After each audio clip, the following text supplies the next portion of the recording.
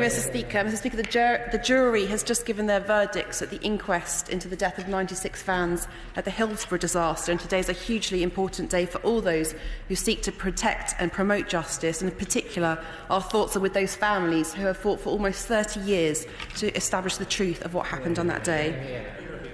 Mr. Speaker, the number of suicides in prison between 2013 and 2015 was 53% higher than over the previous 2 years and amounted to one person tragically taking their life every 4 days.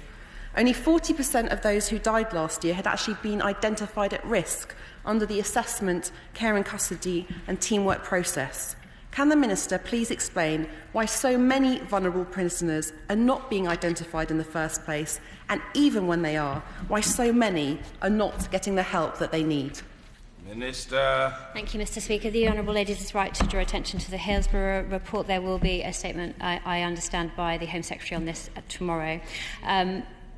She's right to say every self-inflicted death in prison is an absolute tragedy, and we're committing to reduce the number of self-inflicted deaths in prison. There have been no more this year than there were last year, but every single one of those is absolutely a tragedy.